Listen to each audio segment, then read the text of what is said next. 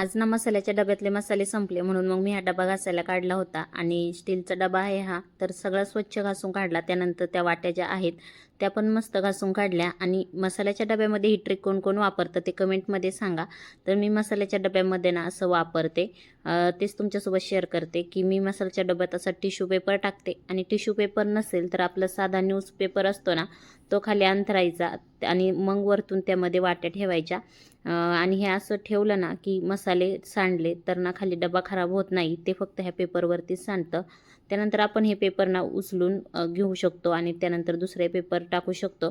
त्यामुळं खाली ना मसाल्यांची जास्त काही गजबज पण होत नाही आणि मसाले खाली सांडत नाहीत. तर तुम्ही ही ट्रिक वापरता का? चला तर मग आता मी ना मसाल्याच्या वाट्या ठेवून घेतल्या. आता यामध्ये मी सगळे मसाले भरून घेणार आहेत.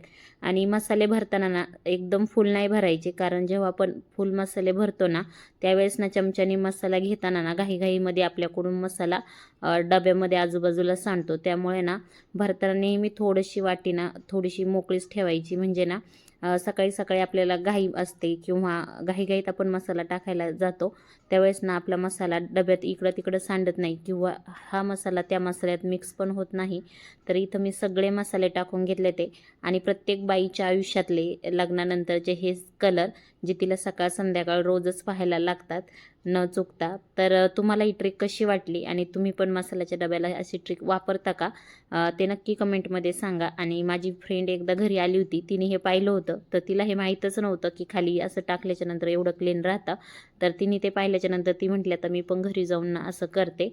तर बऱ्याच जणांना काही ट्रिक माहिती नसतात, बऱ्याच जणांना माहीत असतात. ज्यांना माहिती आहे त्यांनी कमेंट करा तुम्ही असं वापरता का? आणि ज्यांना माहीत नाही आहे त्यांनी ही ट्रिक नक्की वापरा. चला, व्हिडिओ आवडला असेल तर लाईक करा, शेअर करा आणि आपले चॅनल सबस्क्राईब करा. भेटूया एका नवीन व्हिडिओमध्ये. तो